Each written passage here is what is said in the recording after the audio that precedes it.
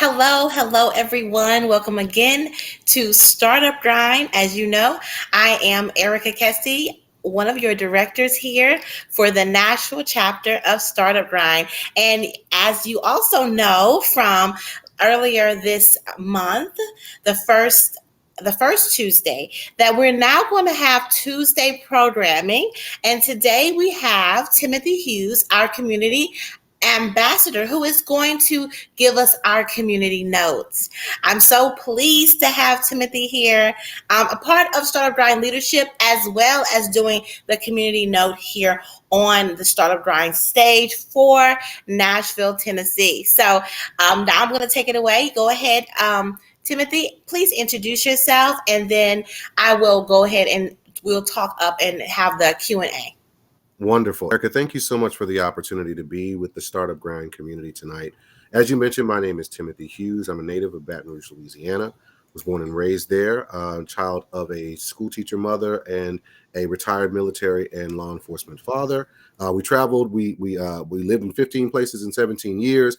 And so I'm so grateful to have this community that we are building together as Startup Grind, and grateful to be able to have an opportunity to talk about the ways in which we plug in together as a community, the issues that are pressing and important in our local context here in the city of Nashville in the state of Tennessee, and to discuss how these issues relate to our shared liberation and communication with one another as a community, as we are building greater and better ways for us to engage with the community in unison and as a unit, but also that the ways in which we tap into building out our own personal journey toward liberation and freedom, and that tapping into our mental wellness and our health, tapping into our ability to be able to build and create better futures for ourselves and for our community, and finding ways that we can connect the issues and the struggles with which we are challenged with the shared liberation and freedom of our communities. And so thank you for the opportunity to be here on this wonderful and auspicious occasion. I'm going to share here in the chat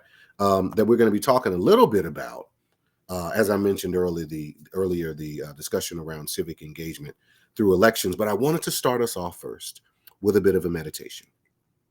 And so today, August the 8th, is an opportunity for us to remember and to think back on the great struggle for liberation in our local context in the state of Tennessee, and also in our region here in the Deep South. The Tennessee Museum reminds us that today, August the 8th, is Emancipation Day. So for a lot of folks familiar with liberty struggles, familiar with the conversation around Black August, which is a month of liberatory study and ways in which we can talk about how we bring our minds, bodies, and spirits in closer alignment for our shared liberation and freedom as Black people. But today, I was reminded that Emancipation Day is the day that here in the state of Tennessee, much like with Juneteenth as a national federal celebration of liberation and freedom for Black peoples in the United States, today was the day back in 1863 that African Americans in Tennessee received word of our liberation and the signing of the Emancipation Proclamation. And so it's a wonderful opportunity for us to remember what we are struggling for, where we have come from as a community, as a people, and what our shared liberation is about, and the ongoing struggle for that liberation continues. So today, we're going to talk a little bit about what's been going on in our local context around these local elections, what we have learned, and what we are still, what is still being elucidated by the examination of the data, the turnout, and the issues that are being centered, and also the ongoing context of runoff elections and the looming prospect of what's happening in preparation for 2024 for the federal elections. So in Nashville, we've recently had municipal and local elections for city mayor, vice mayor, city council, which here in Nashville we call the Metro Council, some special elections for state legislative races, primarily in the House. And also we're preparing for a runoff election, which is scheduled for September the 14th, some 5.5 weeks away. And so there's a lot of energy around the importance of getting folks turned out to vote, issues that are of importance to all communities, but to, in this particular conversation, to Black and Brown communities that have historically and traditionally been marginalized in these political discussions and conversations, and the ways in which, no matter who is elected ultimately in these positions of power, we can hold such individuals accountable to make sure that the needs and the concerns of our communities are centered. And so to get us started, we're going to talk a little bit about the election that was. And so earlier this month, on August the 3rd, there was an opportunity for folks to have their voices heard at the ballot box. Ahead of those election day turnout numbers, we had a number of folks during the 2 weeks leading up to election day who participated and availed themselves of the opportunity to vote early, something that I definitely recommend in the lead up to this runoff election that will be coming on September the 14th. Usually the early voting process begins about 2 weeks ahead of election day. And so look at election day instead of it being the only opportunity that you have to vote, as it being the last opportunity that you have in that election cycle to avail yourself of the opportunity to vote. Up into the election day or the last day of voting, some 58 or 59,000 individuals had availed themselves of the opportunity to vote. Now, I want you to remember that number, 59,000, because it's going to be critical here in just a moment. In the context of voter registration, and individuals who are eligible to vote in the state of Tennessee, there are somewhere in the neighborhood of 600,000 individuals who are registered to vote in the state of Tennessee. But the population of the state of Tennessee is measured in the millions of folks. So we have about 1 million folks, estimate, who are living in the state of Tennessee, in the 3 grand divisions, in larger municipal cities and small towns throughout the state of Tennessee in the 95 counties. But only about 600,000 of those folks are registered in the state to vote. And in the local context, very, very few individuals, maybe 200,000 or 300,000, are eligible and registered to vote in our local context. And so there are a couple of different things that are happening in those numbers. We have to consider the fact that Tennessee as a state has the lowest rate currently of civic engagement through voting in the United States. Of the 50 states in the country, we are 50th. That's disappointing for a lot of people and also shocking to many. But what we have to consider is that in the state of Tennessee, we talk about that history of Emancipation Day. Not only is Emancipation Day being celebrated on today, and we remember that time in the 1860s during the Civil War, when many folks, including Black folks, were fighting for their full rights as human beings to be able to vote. So many of those struggles still continue in the contemporary context. I'm talking specifically of folks who have been impacted by the criminal legal system, for example. Nearly 500,000 individuals have been impacted by the criminal legal system and have lost the right to vote in the state of Tennessee. So we're talking about almost half the population of the state have lost the right to vote and are no longer able to engage the process of civic engagement through the voting process, and would have to go through a very cumbersome process in order to get their voting rights restored. Of the 500,000, probably 400 or so would be eligible for having their voting rights restored. But the challenge is, for many of those folks, if they owe fines and fees, for example, to the court system, in the state of Tennessee, if you are an individual who is behind on your child support, you are not allowed to register to vote until that child support is reconciled. Tennessee is the only state in the union that does not allow individuals to vote if they have failed to be current on their child support.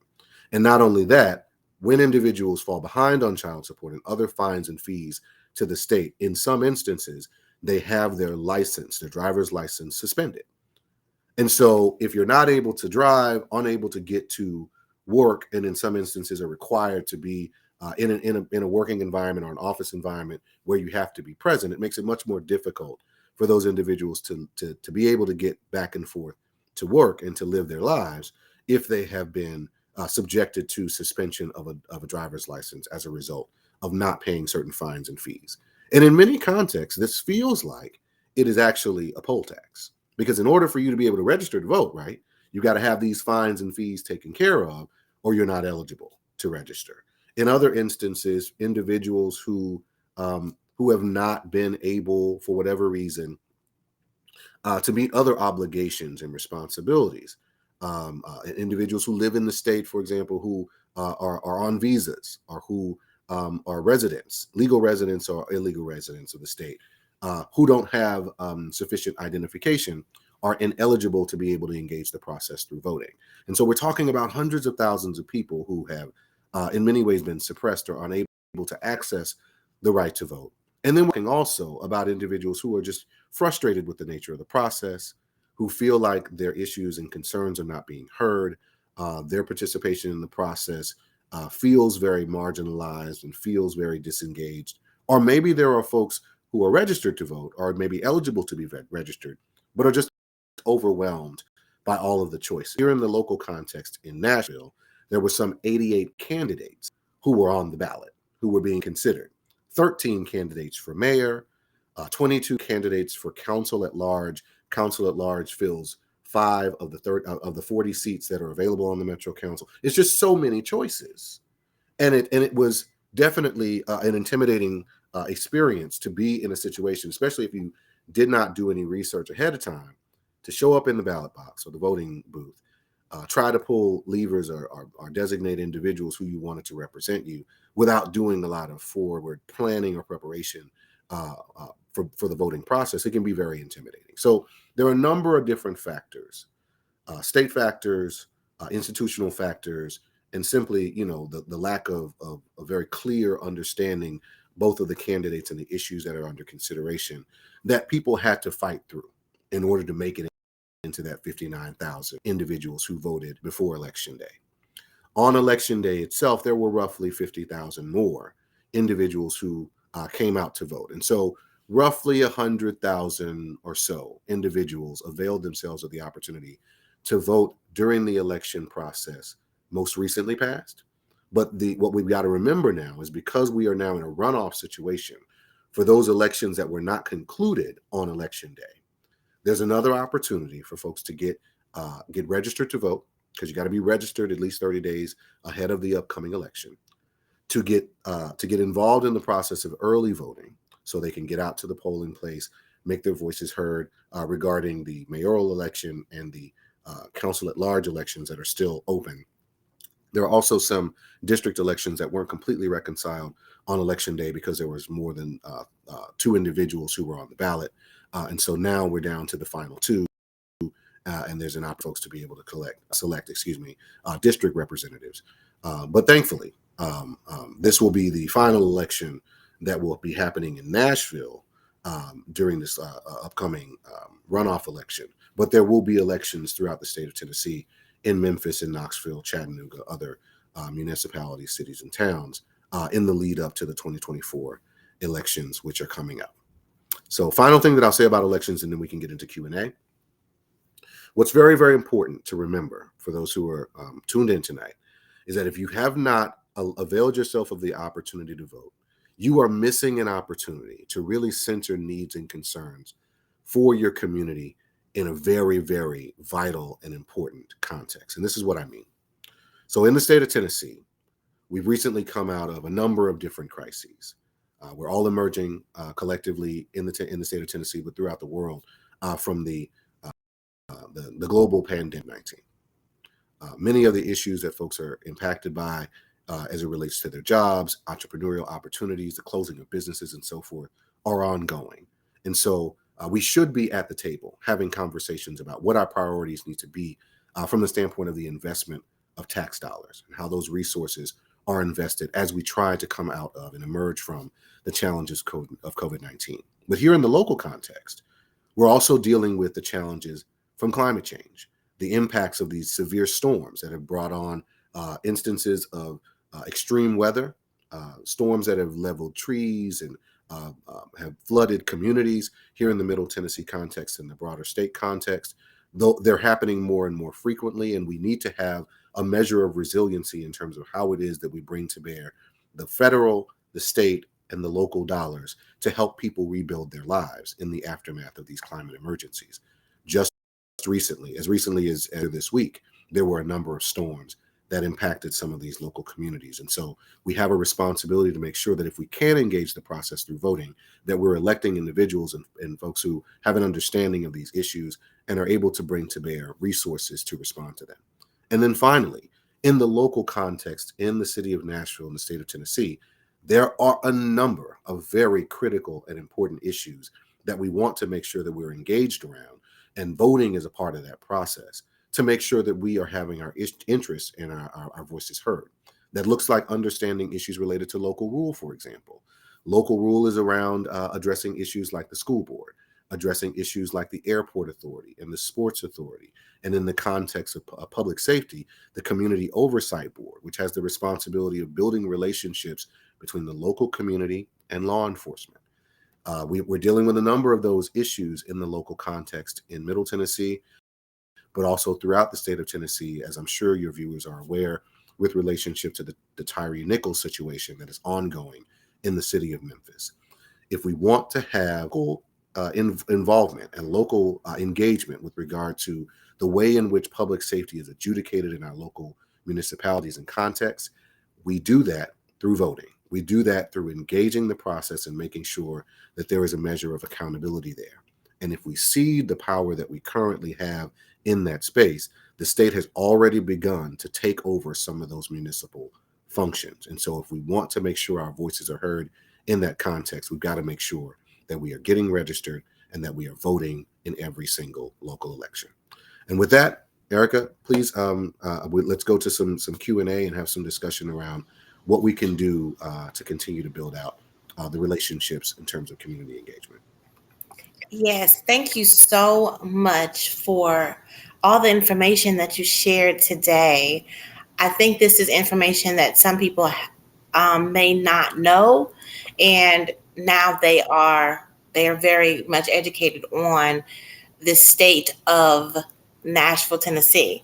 I would like you to address specifically, because this is Startup Grind, and our audience is for startups and for entrepreneurs, correct? That's right. So tell us how this will affect us if we do nothing. Yes, I appreciate that question, Erica. Thank you so much. I think that what we need to understand is that we should not allow anything about us without us.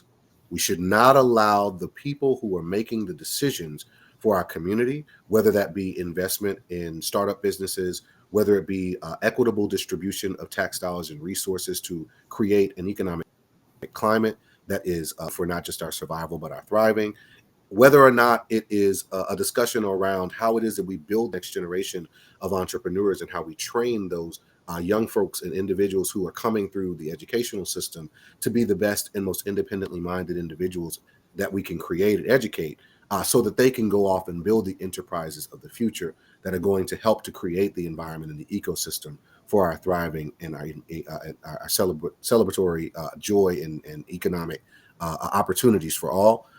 It all relates back to whether or not we are engaged with the process with the power that we have.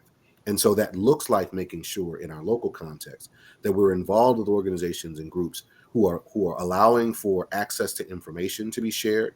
We're plugging into the ecosystems of opportunity that promote our thriving. So that looks like making sure that we have venture capital firms that understand the needs of our community and of individuals and entrepreneurs who are building out their businesses.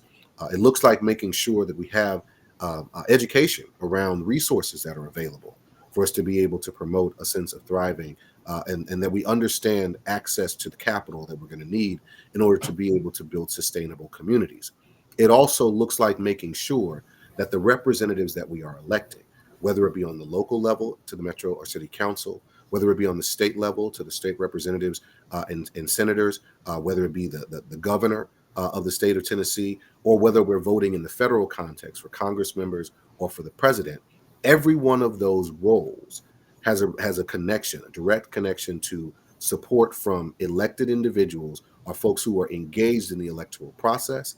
And so we can't simply allow ourselves to be disengaged from what is happening in that system, what is happening in those processes and those procedures, because in doing so, we give the power that we have to have influence over what actually guides the priorities of those individuals. Here's what that looks like in our local context. Right now, there are discussions and conversations about what needs to happen in terms of a special session around public safety in the state of Tennessee. As I'm sure your viewers are aware, um, just recently there was an incident involving a mass shooting at a place called the Covenant School right here in the city of Nashville. Young people, children in elementary school, as well as some of the teachers and administrators at the Covenant School, were impacted by a rash of gun violence that was completely unexpected for so many folks who were in that local community. And people are still recovering from the incident of mass violence that occurred, of gun violence that occurred in that school. And there have been instances of epidemic levels of violence happening throughout the country, and often involving the use of weapons of war in the hands of individuals who should not have them. And so Governor Bill Lee, to his credit, has called for a special session to address the issues of public safety, and those many issues related to public safety impact individuals in the community. They impact business owners and entrepreneurs who are trying to create businesses in our local community context, and who in many instances feel afraid to launch some of these businesses because they don't know if the schools are safe, if the community is safe, if these instances of gun violence will continue to impact our local community context, because they do have economic implications well beyond just the institution or incidents of gun violence in the community. And so we'll be having conversations with our lawmakers about the need for reforms as it relates to background checks,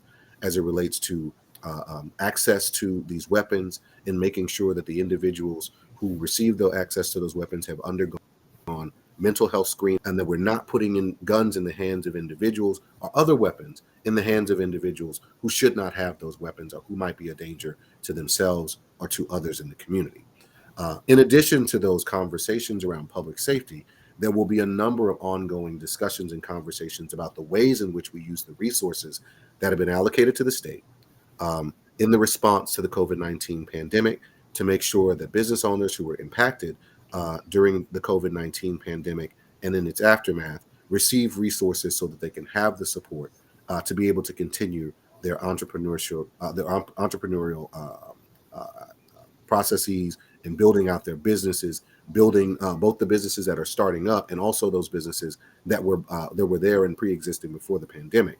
Because many of those businesses, particularly those that were owned and built by Black and Brown community members, have been deeply impacted by COVID-19. And many of those businesses have had to either sustain or close entirely because they have not had sufficient resources to be able to survive or to thrive in the aftermath of COVID-19. And so those are two examples of how public safety and the need for greater investment in an equitable and fair way are coming to bear in the local context. And they're all connected to who is in positions of power, who is being elected to represent us, and whether or not those individuals who are elected representatives are reporting to and addressing the needs and concerns of our community members.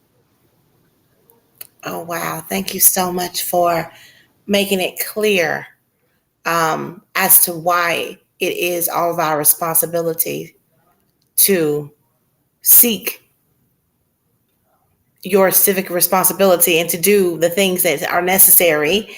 Especially, this is a part of, and I want it to reiterate that it's a part of you being a person who is advancing the economy. If you're here as an entrepreneur, as a startup, not you are a vital part of the economy.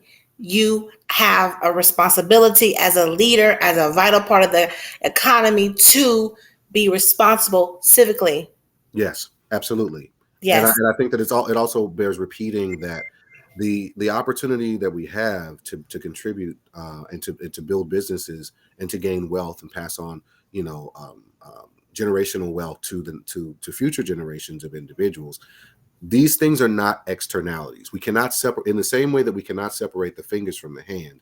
We cannot separate entrepreneurs and the very vital role that they play in building these economic ecosystems of thriving and opportunity in the community from the struggle for liberation and mutual liberation for our peoples, particularly marginalized and minoritized peoples. We cannot separate that from for equity and justice for individuals who are LGBTQIA identified and women in the community, women and femmes. We cannot separate those issues related to the working class and the poor from those who are wealthy and have privilege, because we are all, Dr. King would say, we are all interwoven in a fabric of mutuality, human mutuality, and the connections that we have as human beings and the responsibility that we have to one another do not separate from the responsibility that we have as contributors to the ecosystem of thriving in society. And we have to have an understanding of the ways in which we move and how it is that we invest our resources and our dollars, particularly our tax dollars, in our mutually benefited, that are going to be in ways that are going to be mutually beneficial to all members of the society. Because if we only concentrate on helping those who are already in a position of privilege, then all we do is further create the gulf between the haves and the have-nots. And that does not system of mutual thriving for those individuals who are building businesses. Because if you are building a business, you need customers. Those customers need to be able to afford the products and want to invest in the products that you have and the services that you provide. And those services need to be seen as valuable and important to the community members who they are seeking to benefit. That is the way in which we are connected in this system of mutuality. We are stitched together and interwoven in this fabric of humanity, and we have a responsibility to make sure that the structures and the systems that we are operating in are fair and equitable for all of us, so that folks can have ladders of opportunity out of poverty and into Ladders of opportunity. So it is our responsibility to provide ladders of opportunities to others. Even as you are building your business, it's important for you to engage. And I think that people don't understand that when you engage, that is another way for you to get customers and to get individuals who will have brand awareness around you. yes. So it's important to get out and engage as much as possible. So if you were not able to vote, or if you voted before and now we have September 14th 14th, that's or right. 14th for you to have another opportunity to get out and get to the polls. I don't even, as for me, and when I've always went to the polls, it's a celebration. Like when you It should go, be, and that's something that I want folks to remember in this but they don't know because conversation. they've never been. So you Yeah, have to. I'm trying to tell y'all, it's like, it's the party at the polls, y'all. We need to turn up. And I know that we are talking about heavy topics, but I want to tap into the importance of joy in this moment, right? Because civic engagement should be a joy. When I was growing up, and my grandmother involved and engaged in her community, very active with the NAACP in Louisiana, and then coming here to Nashville, having the opportunity to be able to engage with my NAACP brothers and sisters and other folks in the community around the importance of civic engagements. It's always a party. It's always a celebration. I want people to walk away from this discussion and this conversation not feeling indicted if they were not able to engage the process. There were 100,000 folks who availed themselves of the opportunity. But if you have the ability to register to vote, I think that it should be incumbent upon you to make sure that whenever you have an opportunity to have your voice heard in the process, that you are centering the needs and concerns of your community and voting your issue. Because those issues that are of importance to you are probably important to other members of the community as well. And if there are folks in your community who have not availed themselves of the opportunity to vote, either because they are prohibited from doing so because they have the requisite meet the requisite requirements, or if you are simply one of those folks in the community who want to make sure that the needs of those who are most marginalized, those who are most pushed out of the process, feel included and centered in that process. If you are someone who is connected to or sees the issues related to homelessness and houselessness, because many of those folks who don't have a residence are not able to qualify for an identification in order to be able to register to vote. If you have family members or members of your community, folks who you love and who are loved ones of yours who have been impacted by the criminal legal system and maybe have lost the right to vote and are not able to engage in that process in that way. If you have children who are not yet old enough to be able to voice the issues and the concerns that are of importance to them at the ballot booth or in the ballot box themselves, then you have then the opportunity to be able to use the power that you have to make your voice heard particularly in these local elections, in a way that really, really counts. And I'll say this, and then we can get back to the Q&A. A lot of folks don't realize that in the local context, especially, and I'm going to say something that might be a little bit controversial. So listen up, listen up. In the local context, right?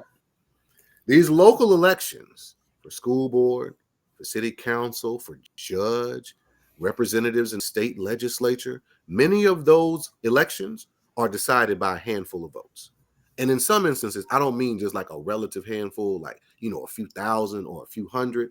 I mean, literally, how many people in your church? How many people at your community center? How many people worked out with you at the YMCA this morning? Like, those are the margins by which folks are being elected in our local city context. In the most recent election, the numbers are still being tabulated. I tell you, in the 2019 election, there were people who were first-time candidates for the city council who were elected to the council in a runoff election by 25 votes. 25. And so people say things like, I don't think my vote is going to matter. It doesn't matter. They're going to do what they want to do. And I understand the cynical, very frustrating nature of politics. Sometimes the folks that we want to win don't win because they don't get enough money, don't get enough support, they don't have enough backing. Sometimes the people that we don't want to win will win because of different factors and influencing, dark money, all of those things. And we'll be having conversations on the Community Note about the ways in which we can deal with some of those issues and those challenges that prohibit folks from voting or engaging in the process civically. And we'll talk through, chapter and verse about what we need to do to make sure we're aware of those issues and how it is that we can address them going forward in the 2024 context and engage as many people as possible in making sure that their voices are heard. But we have an opportunity in this next 5 weeks to make sure that we are centering the needs and the concerns of the most marginalized and impacted people in our community. And we can do that through making sure that we carry ourselves to the ballot box and that we vote the interests that are of importance to us, because in many ways, quite literally, our lives depend on it. Absolutely amazing. Thank you so much for coming and sharing. I think that I am very pleased that we have decided to do the community note here on Startup Grind. This is not what the normal programming is with the other chapters, but to me, it's important that entrepreneurs, startups have their finger on the pulse of the community. I absolutely agree. And I think that the power that we have as entrepreneurs and folks who are in communities that create ecosystems and have these opportunities to create a greater amount of equity and justice through economic investment is that we don't just vote at the ballot box with our vote inside the box or inside the booth, but we also vote with our dollars, right? We set priorities on what should be invested in and the ways in which we allow ourselves to invest those resources in the things that matter to us. They are the things that we are building out in terms of infrastructure, economic and otherwise, to make sure that the next generation has an easier opportunity, has an easier go of it. We have a responsibility, those of us who are in a position to be able to invest those dollars and those resources in ways that are going to promote our mutual thriving as a community. And that looks like making sure that we're building thriving ecosystems and businesses, supporting Black and minority owned and women owned and LGBTQIA owned businesses, centering the needs and concerns of vulnerable members of society and the community to make sure that they are a part of this process that is the rising tide that is supposed to mutually lift all of our boats, right? Because if that rising tide analogy only works with a boat that has a bottom, with a boat that doesn't have holes in it, right?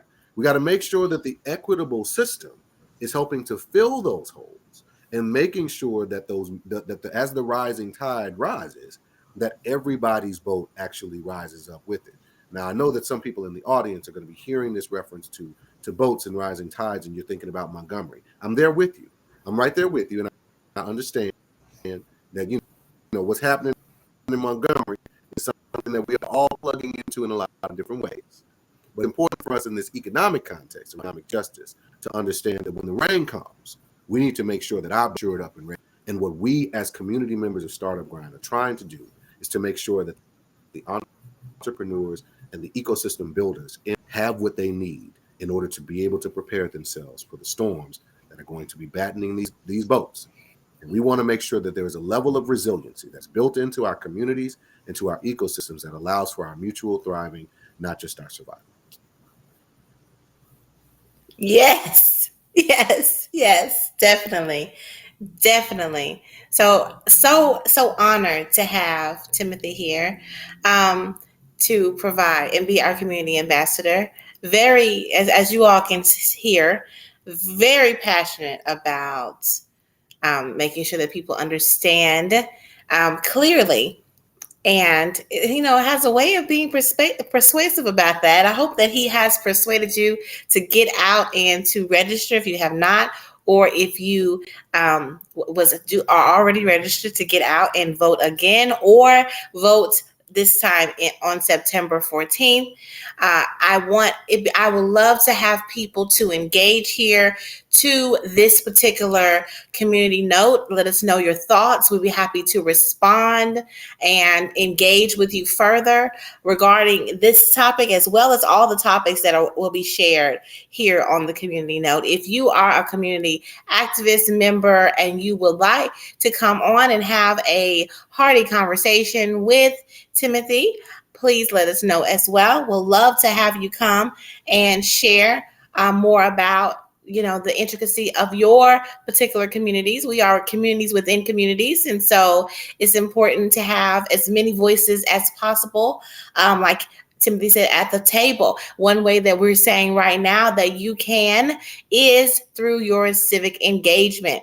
So come to the polls, enjoy. Honey, it's so good. Sometimes, listen, they have fish fries going on. You can get you a hot Hey, dog. They got come bouncy on now. houses for the kids.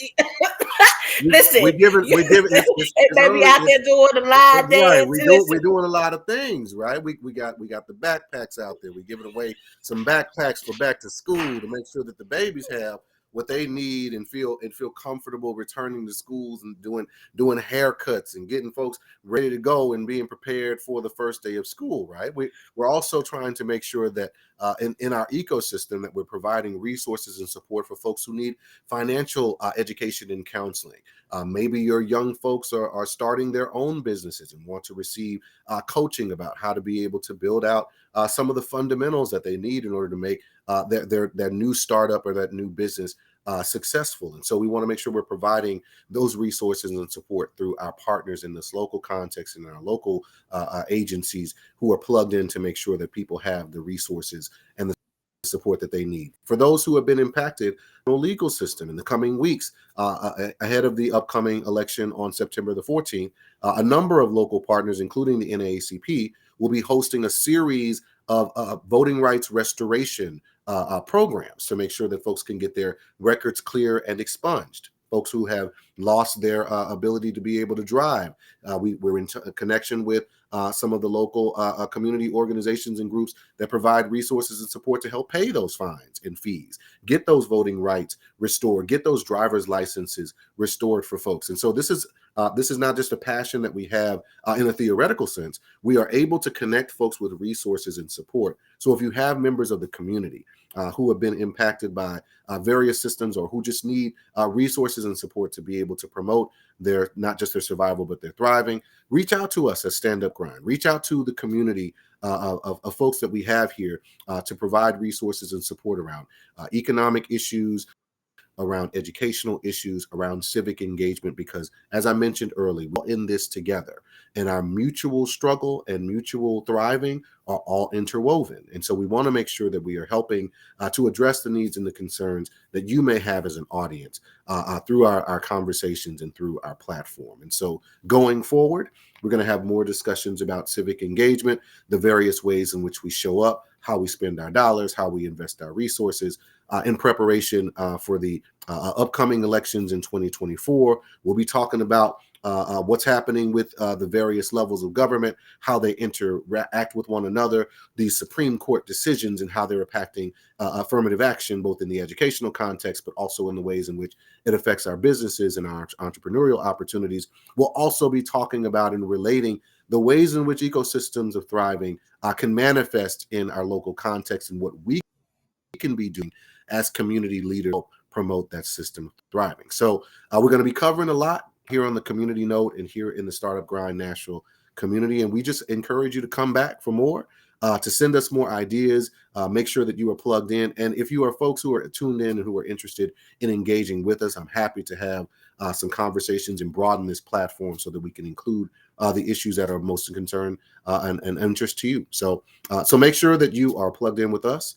Stay connected, because we're going to be bringing the thunder, bringing the fire, having some great, important discussion, but also bringing some joy and some celebration. Again, celebrate Emancipation Days in whatever way that helps you to feel more free. Make sure that you are educating yourselves about the ways in which we can plug in civically, get registered to vote, and make sure that you vote early where possible in this runoff election, and stay plugged in with us here at Startup Grind Nashville. Excellent. Thank you so much, Timothy. And let me do a couple announcements. First of all, so happy to have the Tuesday programming with Timothy on the second Tuesday. Next Tuesday, we will have our financial ambassador, Sade Curry. She's going to be coming with a lady who's going to talk to us about investing. I want to let you all know, and just today is Emancipation Day. Guess what? Timothy, I didn't even know about that. Like, I'm going to go dance because today's Emancipation Day, and I didn't even know. So, but I want to also announce that tomorrow, August 9th, is National Women's Day. So, yes, come on, celebrate women. Yeah, it's also National Women's Day tomorrow. Yes. So, like, this chapter, as you see in the description, is a celebratory chapter of asset-based people. So we enjoy everybody here. Let other people know about the chapter. As Timothy mentioned, we have resources, okay, that we will love to give you. So what is important is come on over to the Startup Grind Facebook group, okay? Just look up, and we got it. It says Startup Grind, okay, Nashville. You just pop that in. You'll see it. Join the Facebook group. When you join the Facebook group, there's other things that's happening in there to remind you. Every day there's things for you to engage with, interact with the other people in the chapter. One thing that's happening right now is HubSpot and Asana, both. You can get a free Asana by signing up for HubSpot, and you can get up to 90% off of your HubSpot. And so, yes, if you would sign yourself up, it'd be great. There is a link in the Facebook group for you. It's a dedicated link for the Nashville chapter. Please go sign up for this. HubSpot, if you don't know, is a customer relationship manager, and Asana helps you with all your billing and invoices and those kind of things. They work hand in hand, and you can get Asana free with signing up for HubSpot. This is amazing perk, and there's tons of other perks that you get after every event that you come to. You get a whole package of offerings that Startup Grind, which is a global organization, has affiliations with all of these perks that you get and discounts off of things that you need as an entrepreneur. So tap in, and I'm so happy to have this continuous programming here at Startup Grind. I just feel so much pride right now, Timothy, having you here. It's like one of the best decisions that I feel like I've made in having this be part of the programming of the Nashville chapter, unlike any other chapter within the Startup Grind ecosystem. So proud to have you here. Can't wait to see what you give us next month on the second Tuesday. And again, before we go, I just want you to let people know how to reach you if they ever have any concerns civically or any kind of community concern. How can they reach you? Absolutely. Thank you so much, Erica. And so if you want to reach out to me, I'm here with the Startup Grind community. If you need to reach out specifically regarding the community note, if you could put community note ideas in the subject line, that would be very helpful to keep the communication going. But reach out to me on all of the socials. I'm on Instagram. I'm on Facebook. I am no longer on Twitter because Twitter is apparently X. And I see X and I think Malcolm. So, I don't know what they got going on. Anyway, I am on the social medias, reach out to me also on Google. You can reach me there, and reach out to me at the Startup Grind community. And so let's have some conversation. Let's have some dialogue. Let's have some community thriving discussions, and let's invest in one another. I want to say the reason why I'm so grateful to have the opportunity to be a part of Stand Up Grind, and specifically to address the issue of the importance of community, is that we are building a community together. And so as we are doing that together, we need your input, we need your advice, we need your suggestions, your support, and your input. So continue to plug in with us at Startup Grind, to connect with us on the community note, and let's have some wonderful and important conversations. Okay, thank you, everyone. Bye. Bye, y'all. Peace.